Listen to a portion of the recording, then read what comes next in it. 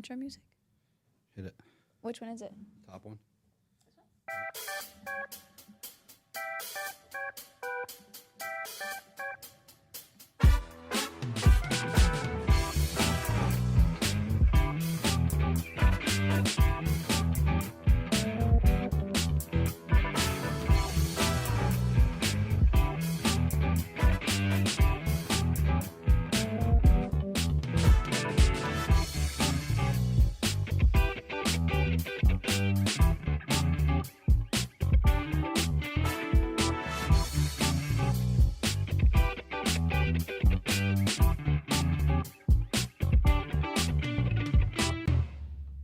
Oh, it's over.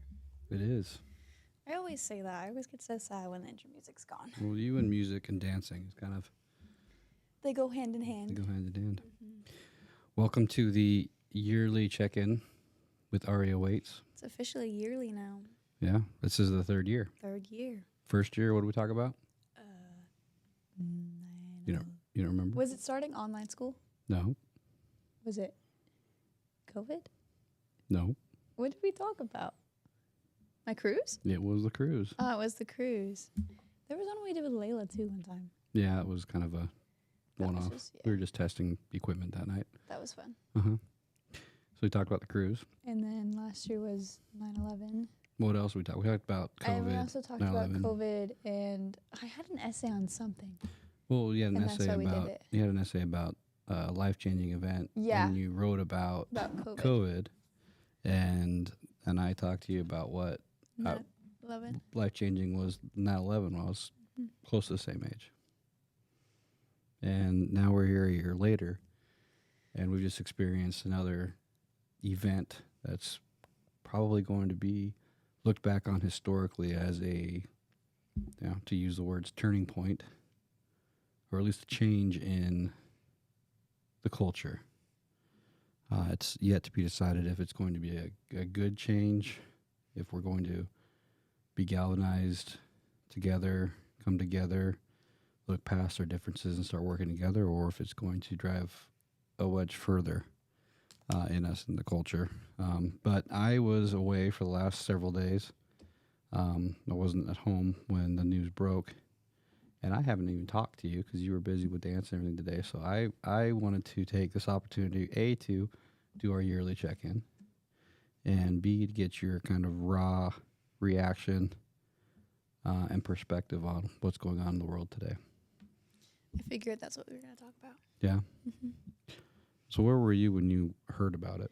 I had just gotten out of seminary, and I was joking around with my friends, and I walked out of the building, and Benji my cousin was sitting there on his phone, and he was like, "Do you know who Charlie Kirk is?" And I was like, "I think I do, yeah." And he was like, "The guy that does debates." And I was like, "Oh, yeah, I love him." And he was like, "He died." And I was like, "What?" And so then he like explained to me how he was at a conference and got shot. And then he showed me, he's like, "I have a close-up video and I have a far-away video. Which one do you want?" I said, "The far-away." Because like I wanted to see what happened, but I also like didn't want to be traumatized. Mm-hmm. So I watched it, and it's just like, it was so like sad, and like I really didn't know how to feel. Like I hadn't grasped it when I first heard about it. I hadn't grasped it, and it was more of like a gossip. Like that's kind of how I reacted to it. It was like, oh, like this happened, but like as like the day went on, like as I got in the car and like was on the internet like looking about what happened, like I was really sad. And like I didn't know him personally, obviously, and he wasn't like a big idol to me, but I knew who he was and I understood what he stood for. And like whenever I was confused on political stances, I would always look for his opinion along with yours. And like my first thought when I was in the car was like his family, and I was like, I felt so sad for his family and like what they had to go through. And like of course like my mind like went through like the process they would have to go through. Like had they planned out like what like they would have to do if something were like that to happen? Like he does get threats like that all the time, but did they really think that like that would happen? And I thought about his kids and how they have to grow up without him, and how his wife has to handle everything without him, and just how sad that must all be. When I first heard about it, I obviously checked sources to make sure that it wasn't just a rumor. And the first video I saw was probably the one that you did from far away. And then the next time I checked to see what the latest events, latest news was on it, I did see that close-up video. And the very first thought that went through my head was, I hope my daughters haven't seen this and won't see this. Seeing that kind of thing happen is traumatizing. And it really makes you understand how fragile life can be and how quick things can change. I still haven't been able to process it, so I don't really expect that you've been able to process it all the way through. There's lots of emotions that typically go into something like this.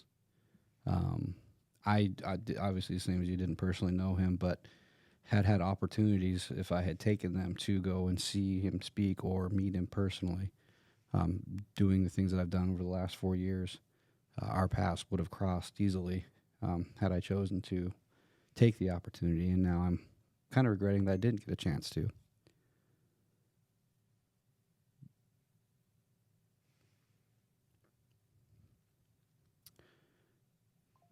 Growing up, we heard about political assassinations. In fact, some of them have been so impactful that they still spend weeks in school talking about them. The one that you probably are the most familiar with is Martin Luther King Jr. His work was similar in that it was a political movement. Obviously, there were some differences in what those movements were about, but there are some very deep similarities. One of those is that both of them had very strong convictions about their faith. And it so happens to be a Christian faith that they both shared. And sometimes when you have a strong conviction and you are fearless in sharing it and in standing up for it, there are those that feel threatened by it. And it may not be that they're going to go to the lengths of an assassination on you or hurting you physically. But you will find that if you have strong convictions, there will be those that will want to stand against you or fight against you or push against it. And so that's what I want you to think about when you see this kind of thing happen, is it, as senseless as violence is, these things happen for a reason. And we still don't know at this point what the shooter's motives were exactly. But what we do know for sure is what Charlie stood for and what his opinions were. In fact, he's probably, in history to date, the most just categorically filmed and documented and videoed, written about martyr that we've ever seen.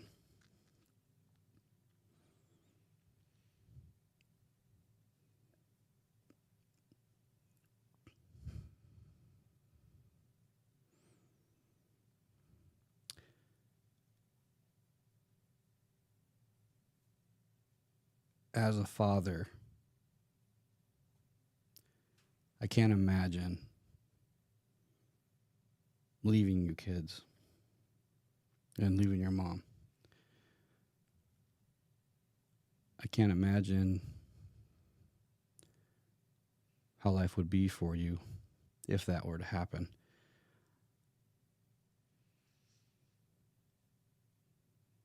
But I do want you to know that I do have similar convictions in what I do believe. and that I would stand up and continue to voice those opinions. And I hope that you too will gain those same convictions, because this life is too short and is precious.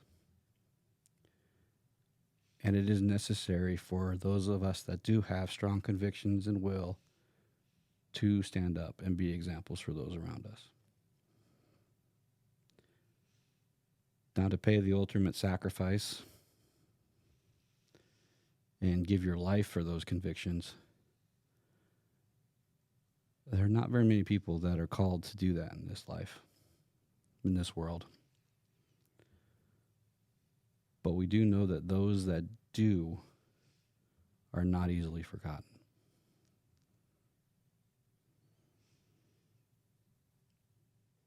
So, do you have any other thoughts or feelings? I feel like that was like one of the things that like stood out to me about it was like what he stood for, like how he's like so proud in his opinion and willing to like share it. I don't really know the right word to use to describe it, but I feel like someone who has strong opinions and isn't afraid to debate, and as someone who like that makes up a lot of my personality, it scared me for like if I were to continue being like this and if I would be proud about it to the public, like what could happen to me. Like I don't think it would ever be that drastic, but I do know that because I shared those like similarities with Charlie, that like I will face like hardships because of that. I don't want to say that you definitely will face I feel hardships. like I have. Have you? Yeah, like I feel like they're not bad hardships. Like they're not that big of a deal, but I have noticed like some people, like after I posted my posts on my story, I had some friends that like stopped like interacting with my posts, and like just like my liberal friends that I had from before, like they didn't like want to be friends with me anymore. And I've had times where I've spoken truth in my opinion, and time like people have just like disagreed with me and not wanted to. I guess like it's affected my social life. Mm-hmm. I guess I feel like it's not necessarily a huge hardship, but it is like it's hard when you're a teenager, and that's like the most important thing to you. Mm-hmm. So that's something that I was curious about. Like I said, have watched Charlie's career essentially since the beginning when he started everything, and was aware that he primarily had a target audience at universities and colleges across the country. And I didn't quite understand the reach into the youth that he had accomplished until I saw you did post about him. And obviously we hadn't had a conversation about him or any political figures, because I think you understand a lot about what I do with the foundation. But I don't really bring that home so much. Maybe when we talk about, our standards and morals and the gospel, but I don't bring home the nitty gritty and the political infighting and who's who. And so when I saw that you did know who he was and it was affecting you, it really made me stop and pause. And Layla even asked me if I knew what had happened to Charlie Kirk, and I was even more shocked to know that she was aware. In middle school, people were talking about it. Were they? Yeah, this is what I was like. I hadn't said anything about it to her because I assumed she didn't know who he was. But the next day, I was like, it's still on my feed now, like people talking about it on TikTok and Instagram. And I was like, Lyd, do you know who Charlie Kirk is? And she's like, yeah, he died. And I was like, okay, I guess you do know who he is. But I don't think she like actually knew about him before. No, I don't think so. But like I said, what surprised me that she was even in her sphere of reality or consciousness. But that goes to show you what someone like him and the messages that he was talking about were relevant in our time. And the reason why they were so relevant is because they are really pushing against what may be considered mainstream ideology or thought, and what is being pushed as good when we know it's evil. And it's probably been said multiple times that I don't think everybody that followed Charlie Kirk agreed with him 100%.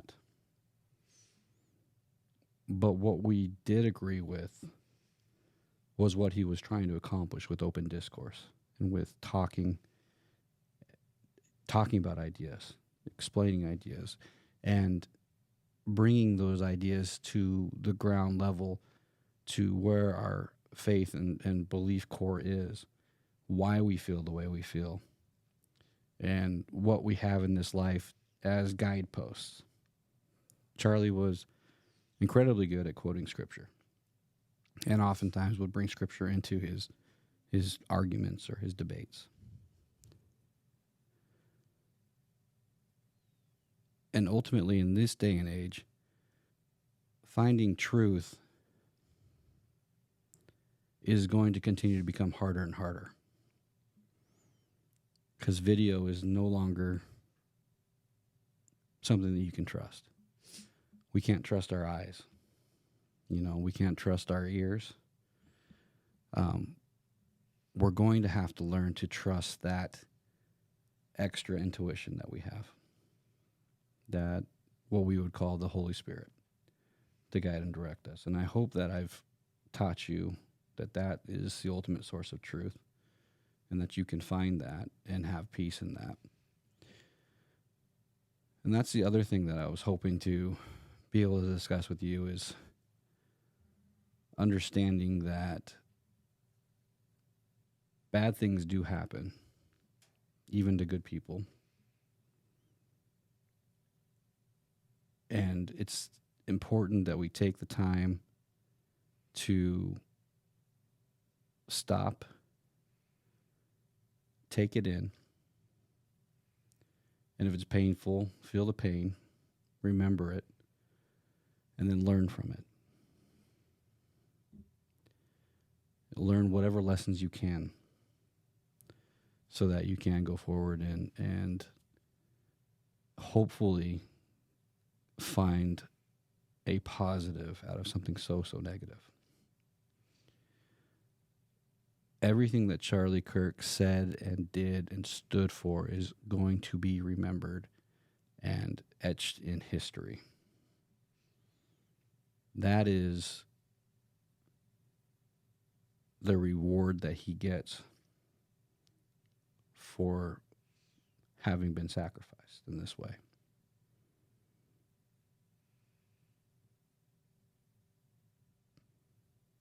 I don't think many people would be willing to take that in exchange.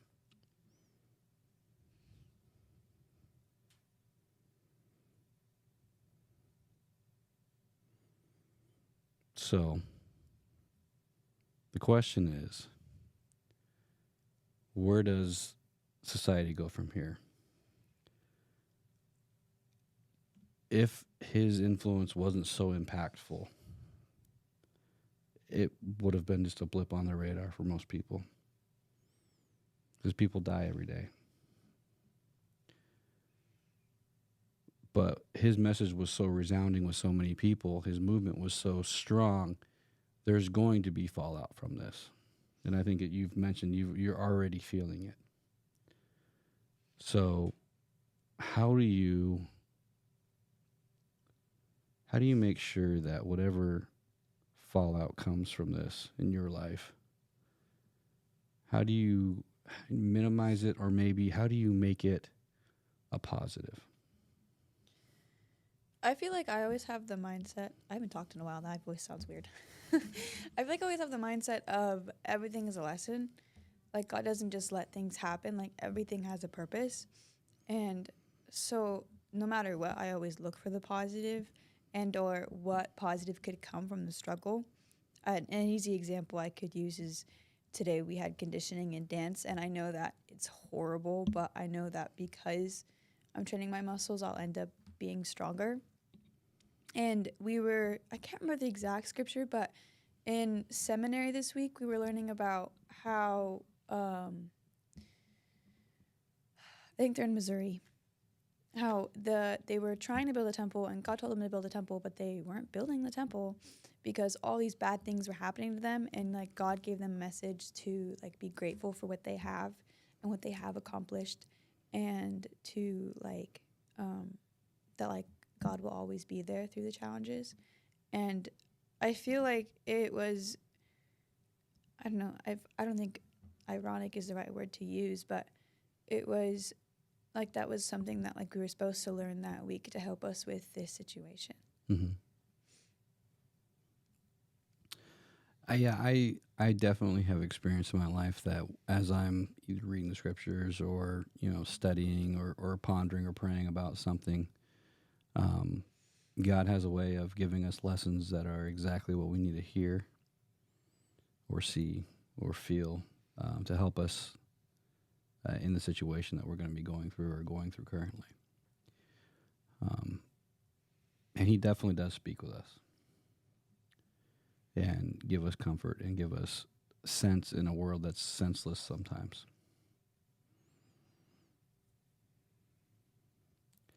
So you mentioned that you may have felt some of your friends or acquaintances maybe didn't agree with Charlie, maybe have a different opinion about that. How do you think you can manage those relationships going forward?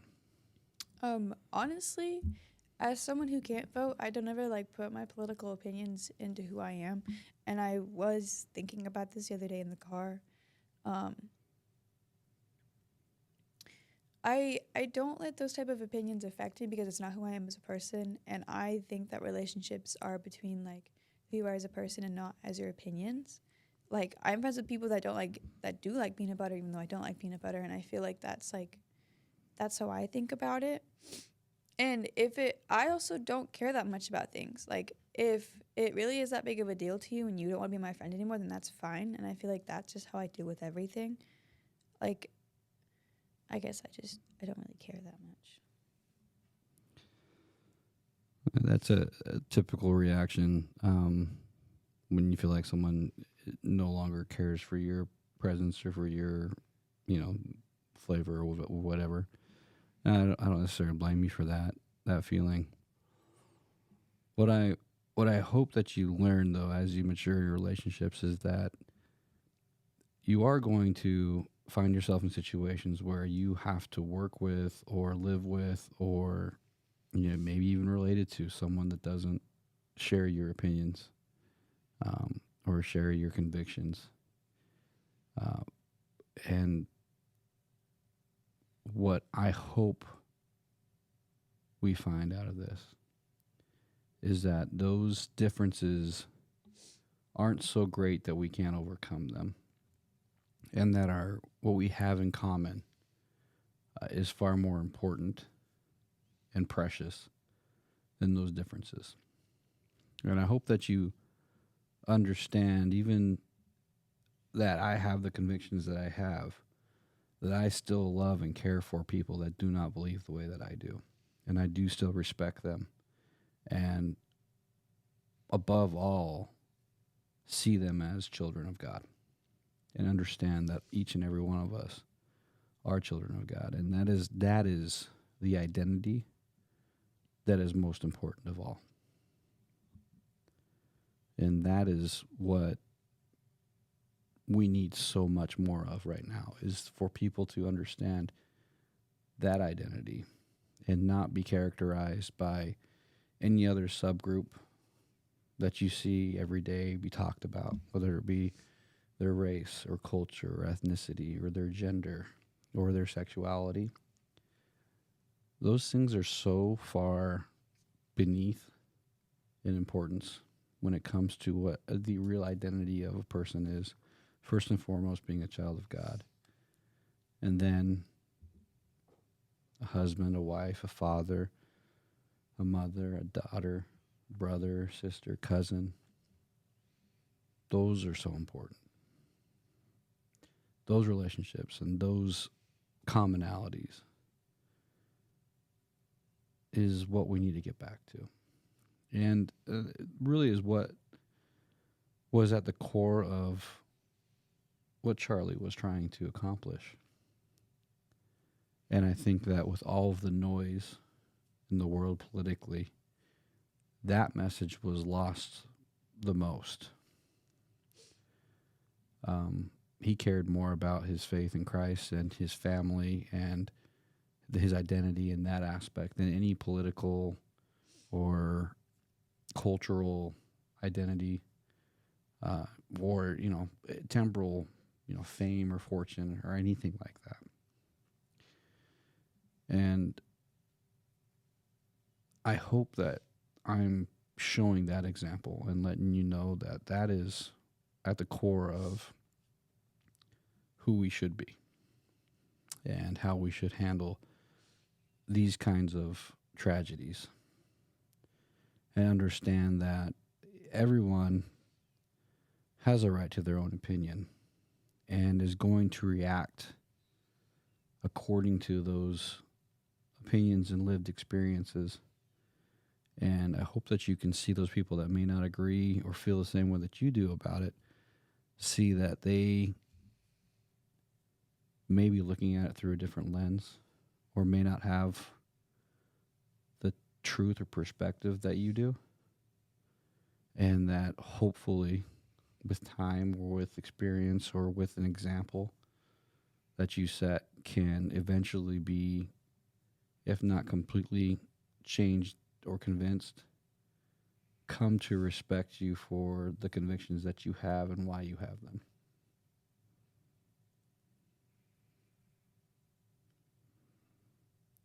I feel like that was something that like Charlie made very apparent. Like his last what was it? What are they called? I wanted to say rallies, but they're not rallies. Event. The last event, he started the event with saying like no matter who came up to the mic or their beliefs, that we were like he wanted them to treat them with respect and understanding. And I'm pretty sure he said that at every event. And he also did an interview where like someone had asked him like what he wanted to be remembered for, and he wanted to be like remembered. I can't remember the words. I have it saved on my phone. He wanted to be remembered for like For his faith. Yeah, his faith. Yeah, I don't think that was grandstanding at all either. I don't think he was making anything up. Everything, when you really study what he did and what he accomplished and why he was doing what he did, everything pointed to that. Like I said, I watched his career from the beginning, and was very aware of what he was accomplished and just how much he was able to do in such a short amount of time. And you don't accomplish that without having access to great power or money. That's just the nature of that kind of movement, that kind of groundswell, that kind of political attention. And many lesser men would have taken advantage of that in terrible ways, multiple terrible ways. And it is yet to be proven that he ever did anything like that. And that's a testament in its own right, that having access to that much money, power, and fame, he still held true to the course that he set out on.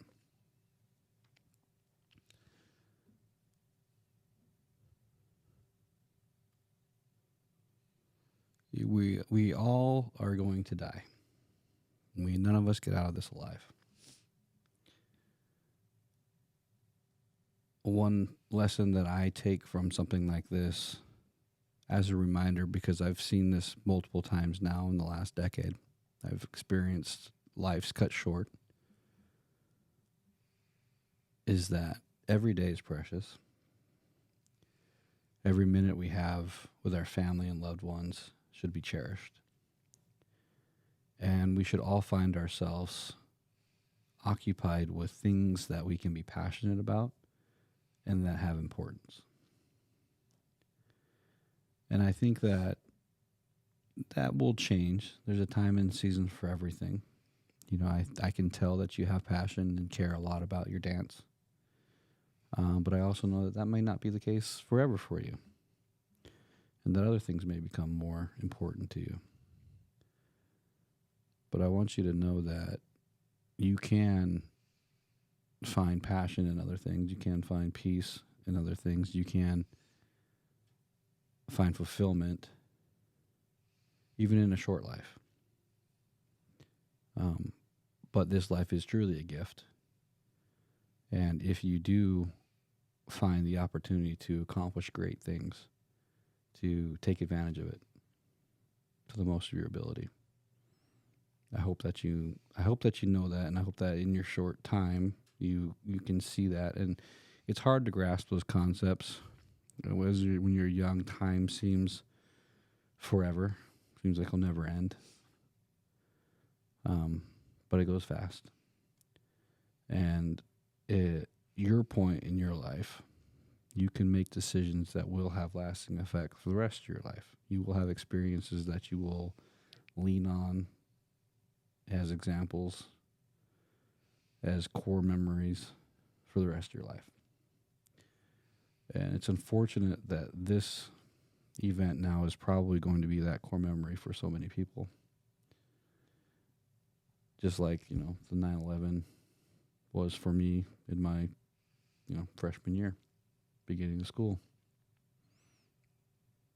It was September 11th, 2001. I was 14.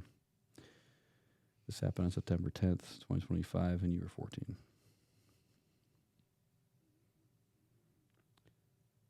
History has a strange way of repeating itself, and this kind of political violence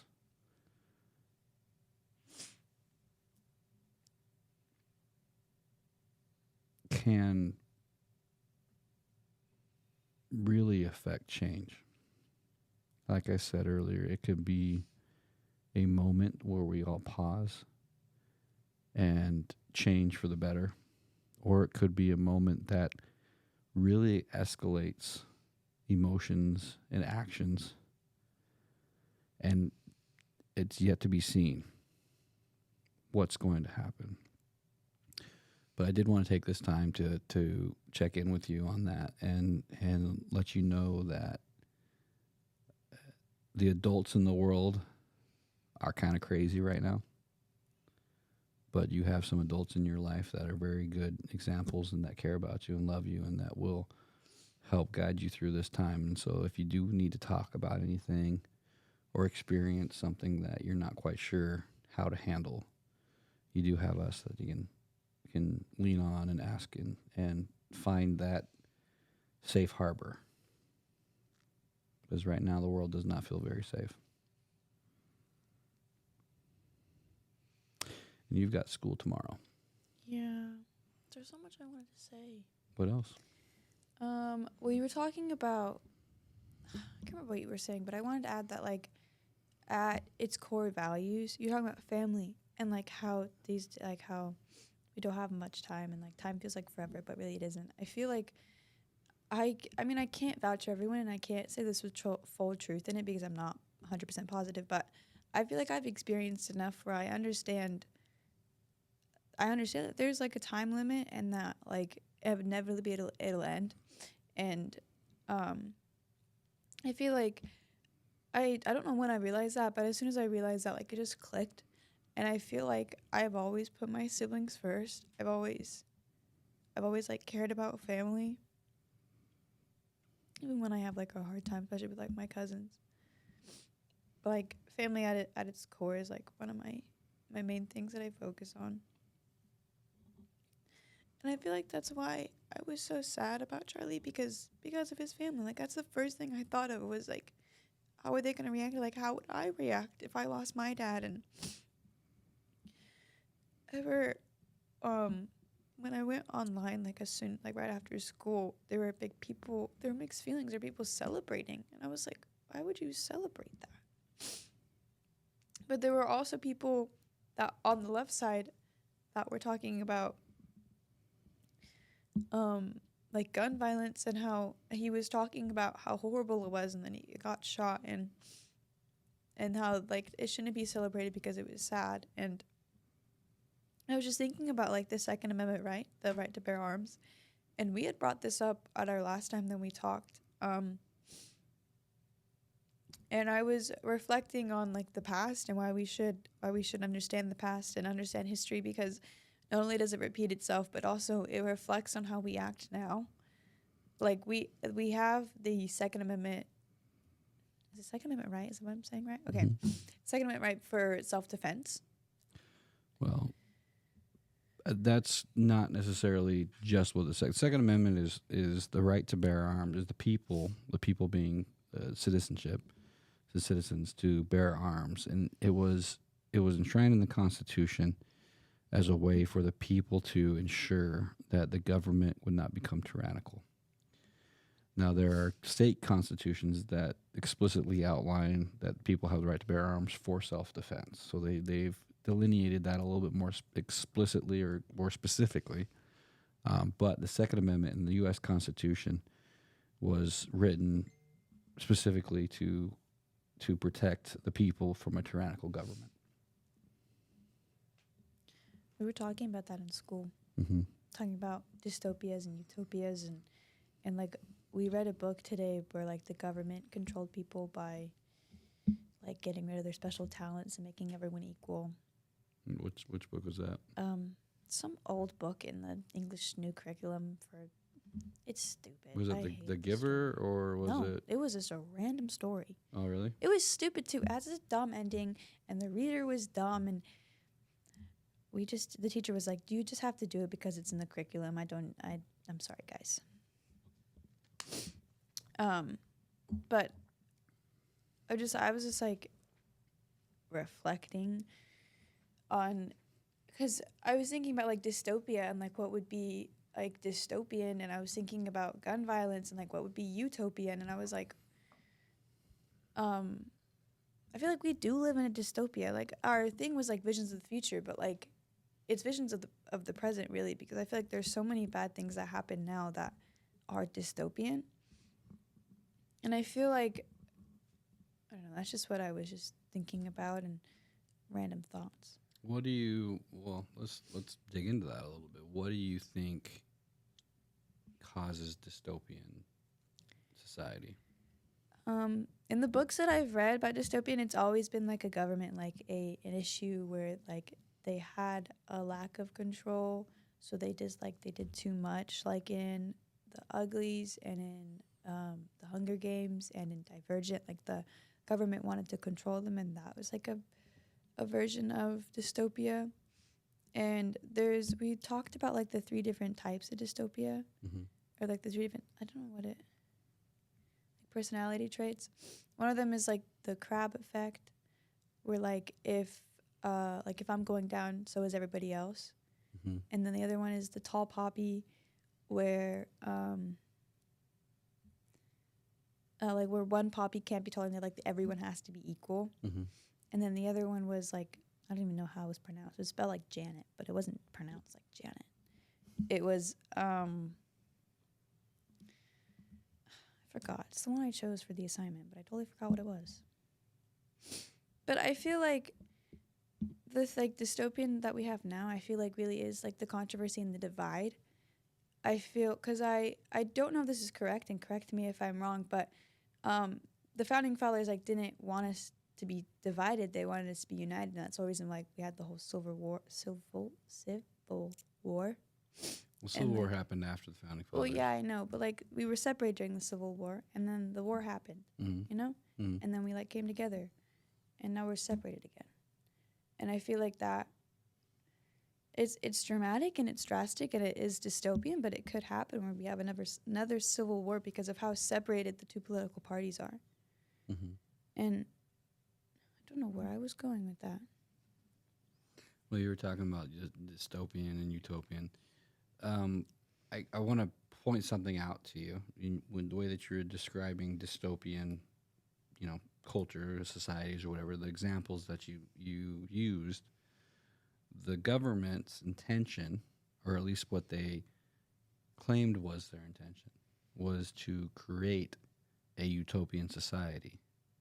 That's what the book was about too. But what they ended up creating was dystopian, Mm-hmm. right? And so the reason why those books are written why there are so many of those books, you named off a number of them, is because we have, as societies, as cultures, essentially since socialism was introduced, communism was introduced, have tried experiments to create utopias. And that's really what the idea behind socialism, communism, democratic socialism. The idea is that through government, which is through force, because government largely gains a monopoly on violence. You talked about the Second Amendment right. It's so important that we have that right. And the only country in the world that has that right is the United States. It's so important that we have that because governments do that. They do try and create or claim to try and establish a utopia for their society, create these programs that are supposed to lift up the poor and take care of the hungry and the single moms and the fatherless and motherless and that's what they claim to do. But the only way that a government can do that is to rip away resources from those that are creating resources or have resources, because government doesn't create anything.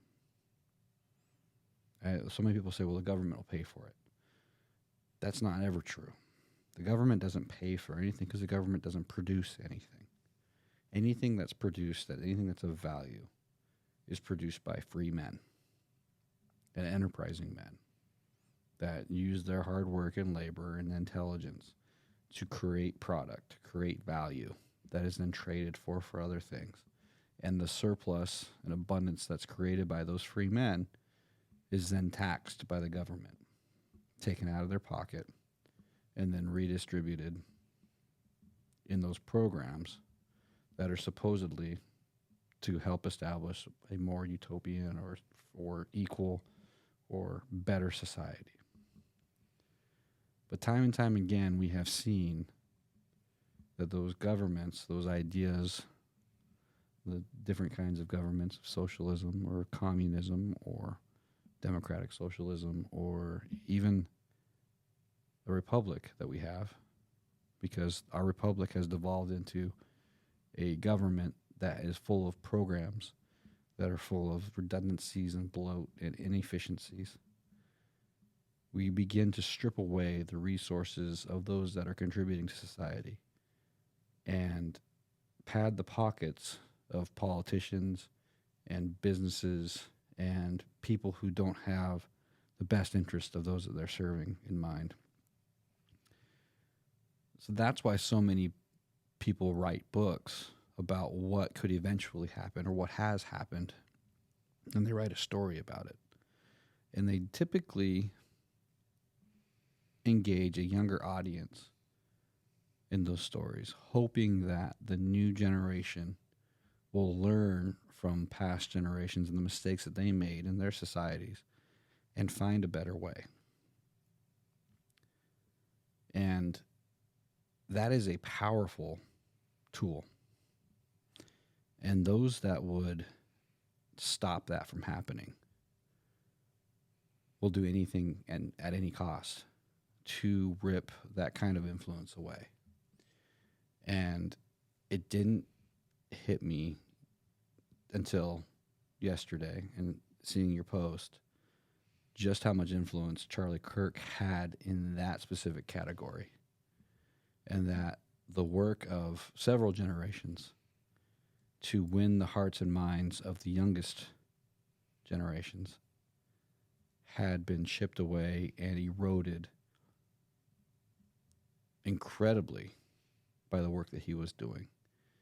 And it's very clear. Like I said, we don't know what that one shooter, or if there were a number of people that were behind it. We don't know what their exact intentions were, but we do know what Charlie was accomplishing. And what he was accomplishing is what they were trying to stop.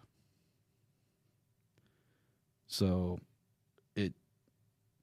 it's the irony is not lost on me that the education system continues to teach you about dystopian cultures and utopian cultures and what causes them. It is interesting, though, that so many people don't really get and understand the reason those authors wrote those books were to fight against the things that they're trying to accomplish.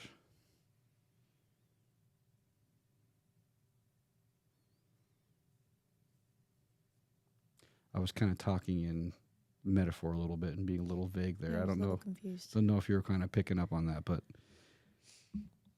and maybe I should be more direct. The forces in the world right now have become polarized. You know what that means?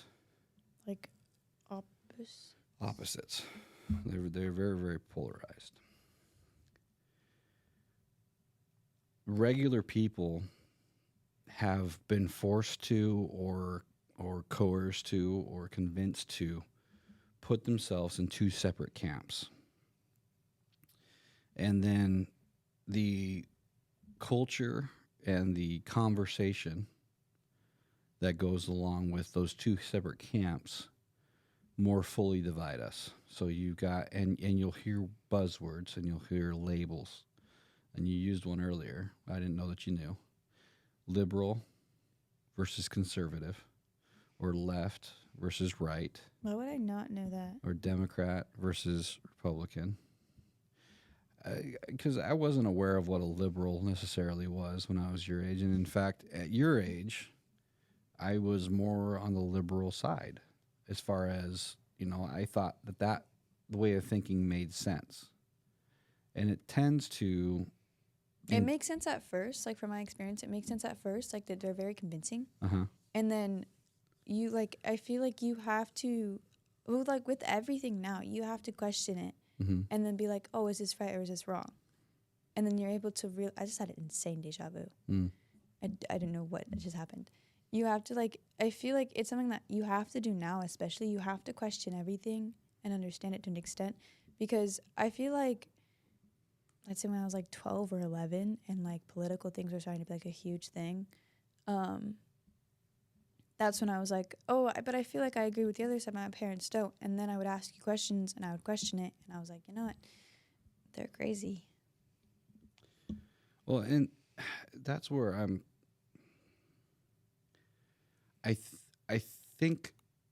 I know what we're experiencing is a communication problem.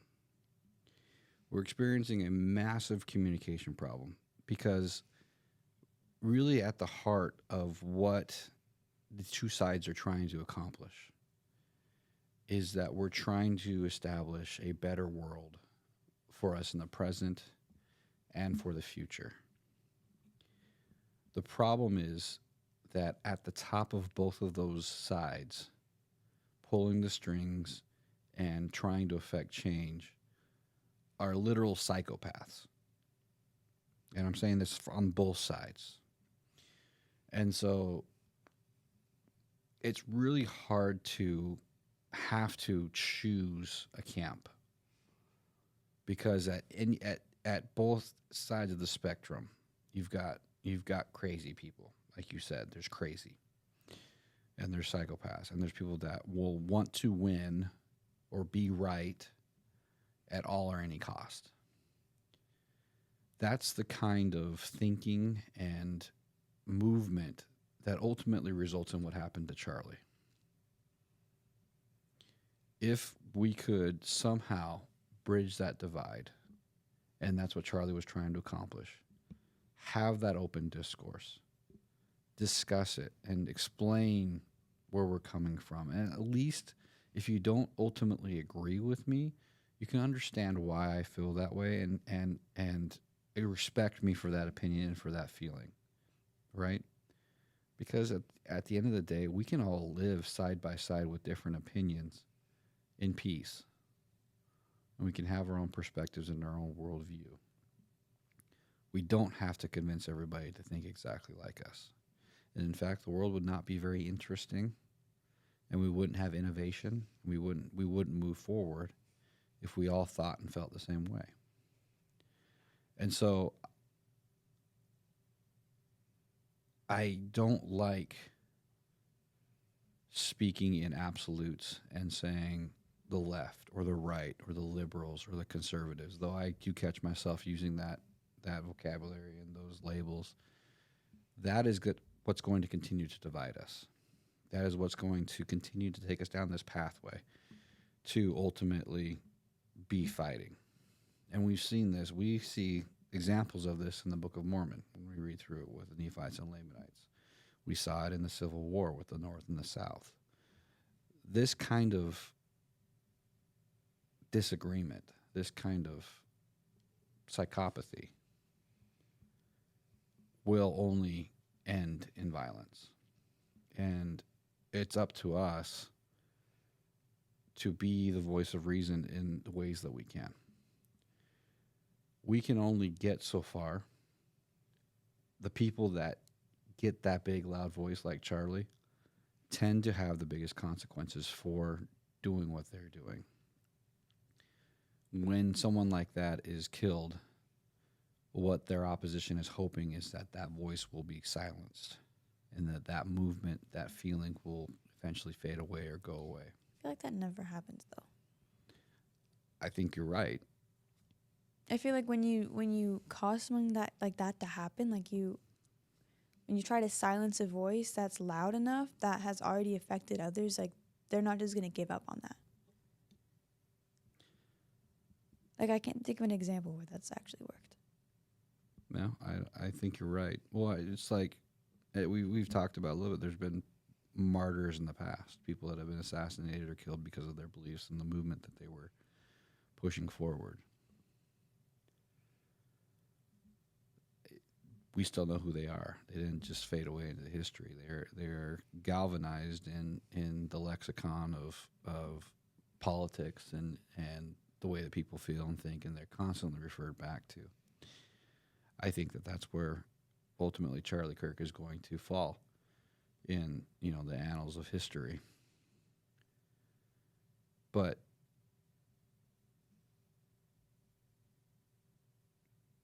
this is a time of reflection, I think, and a time to find resolve, to consider why we feel the way we feel, or think the way we think, or believe the way we believe, and be ready to stand for those beliefs,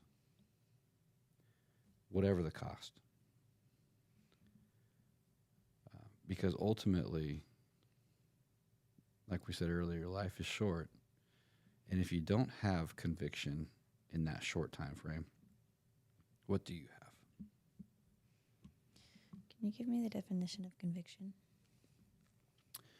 Well, it depends on how you use the word. There could be conviction for a crime. You can be convicted for a crime.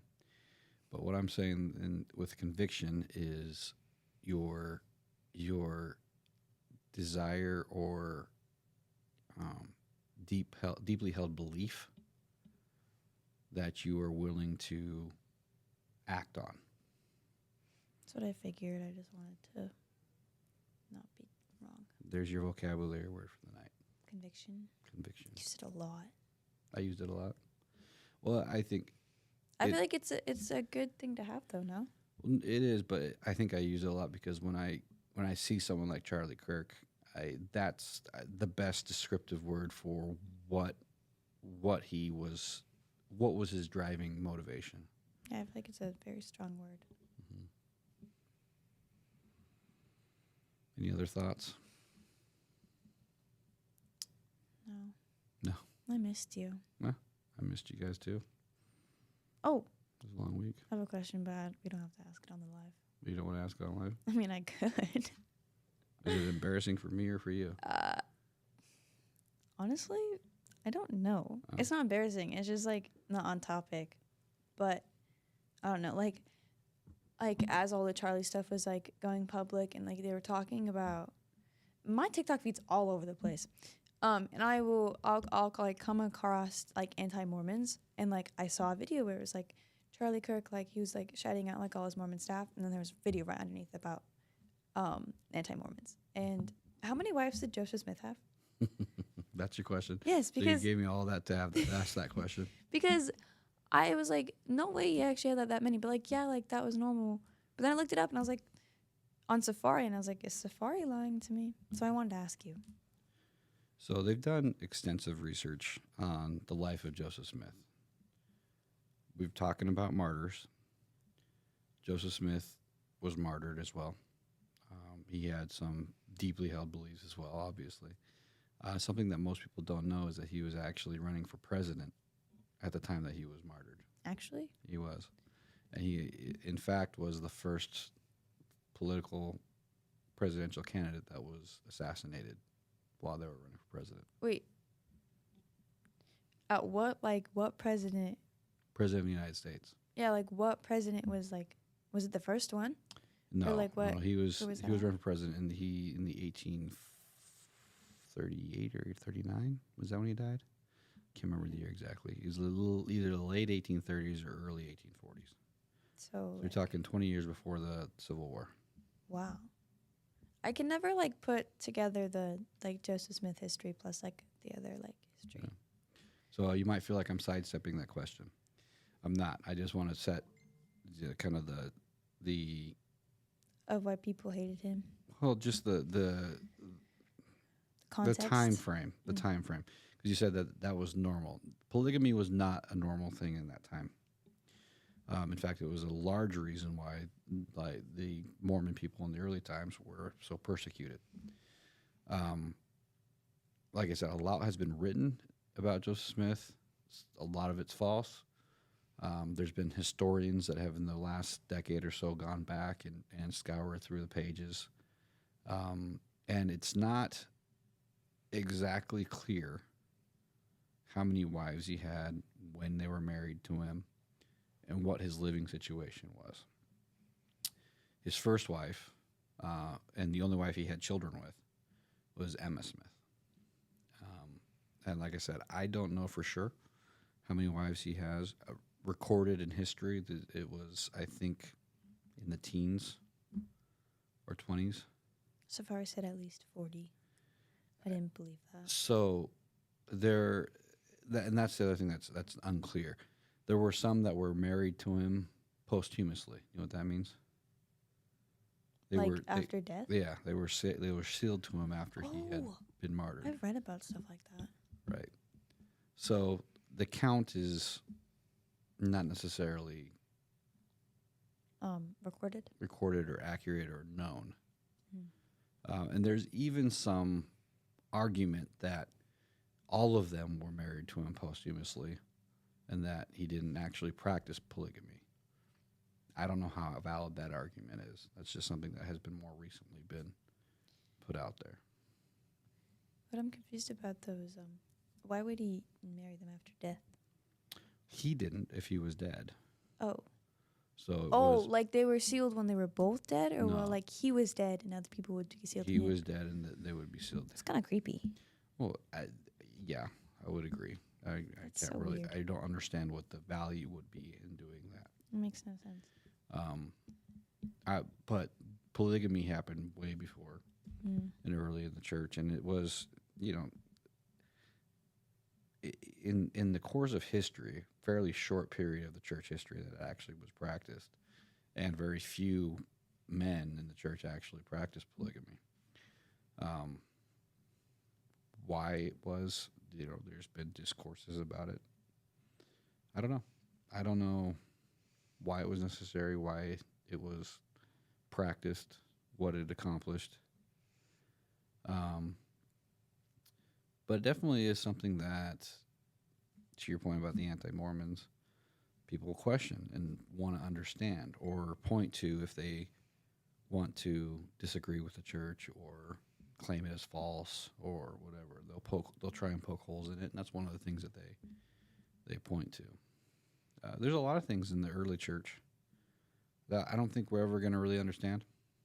But I don't think we're going to understand a lot of things that happened in the We don't fully understand the Civil War. Mm-hmm. A lot of people claim that it was simply about freeing the slaves. Well, when you look back at history, that wasn't the initial reason that the South seceded from the North. It was the outcome of the war eventually freed the slaves. And I think that the fighting to free the slaves was part of the reason why the war continued as long as it did, and it was ultimately won by the North. But that part of history is still really debatable. Things weren't as recorded. And that's kind of what I was saying early on about Charlie Kirk, is that we have video after video, TikTok after TikTok, evidence of what he said and did and who he was. And very, very hard for someone like that to hide anything nefarious. But even just going back to Martin Luther King Jr. or Malcolm X or John F. Kennedy, they all posthumously, we found, had, whether it be affairs or questionable business dealings or all those kind of things. Now, once again, looking back through the lens of history, we don't know how accurate those reportings are. If somebody wrote something down to try and slander somebody and we're just taking it as truth because it's been so long, it's hard to know. And looking back at history through our lens is kind of unfair. And that's kind of the way that I look at our church history as well. I think that it's unfair to judge what they all did or purportedly did, looking at it from our perspective. I would say that it did some things at that time that if we were to do them now would be highly looked down upon. But for their time, they may have done things out of necessity. Who knows? Yeah. I also feel like when a lot of people question, they take the first answer, and that's their answer. Like, they don't ever question it or look more into the truth. Well, naturally, we take the easy way out, and just get one answer. And if it's called confirmation bias. Have you ever heard that? No. So confirmation bias, I think we are all very, very guilty of it.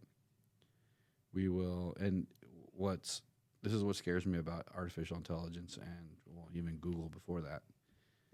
When you want something to be true, you will ask your question in a way that will hint at the answer that you're trying to get. Mm-hmm. Does that make sense? So is that why AI told me I was allergic to flies? Yes.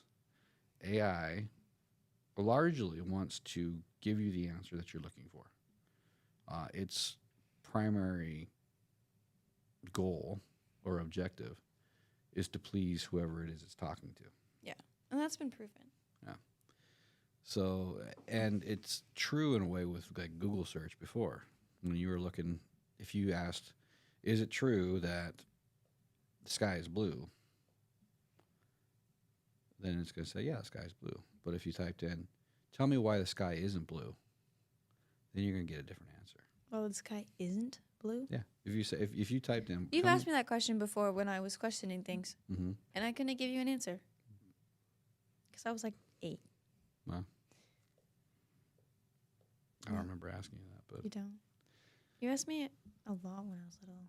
I'd be like, "Why do I have to do this?" You'd be like, "Well, why isn't the sky blue?" And I'd be like, "I don't know." Because I want you to think beyond one level, and that's what you just said. A lot of people just look for the answer they're looking for and then stop there. Yeah, I feel like I always question things though. You need to. We have to. Now, I pound this drum all the time, but I think that it's worth repeating. We live in a world now where artificial intelligence or other nefarious actors will try and create a narrative that's not true. And they will push it, and they will create whatever they have to in order to get us to act in a certain way or believe a certain thing.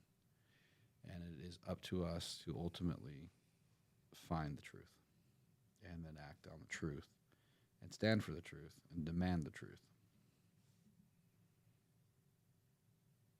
Anything else? No. No? I'm tired now? Well, I just can't think of anything else. Well, I'm glad we had this discussion. Do you feel like you have a little bit of grasp of what's going on in the world, why things happen, maybe? I feel like I already knew that. I feel like I'm so chronically online. It's so bad. But, like, I feel like I had gotten enough information. I feel like I had gotten too much. I feel like I was able to process it, too. But I feel like now, I feel like I have an understanding that there, like, will be consequences. Like, I have no clue what they're going to be like, but I know that there probably will be. Mm-hmm. Also, when I saw Trump talking about, like, the effect that Charlie Kirk had on the youth, I honestly, like, didn't know how to take that. I was like, did he really have any effect on the youth? But then I realized that, like, I had a lot of friends posting, like, pray for Charlie, and, like, I feel so bad for, like, I had a lot of friends posting that, and I was like, wow. Mm-hmm. I mean, I don't know. Yeah. No, he definitely had a reach into the youth, and because he had such impact on the youth, it did impact the last election. And as you get older, you'll understand just how much impact presidential elections have, not just on the United States, But on everybody else. but on the world. And that's a dangerous place to put yourself,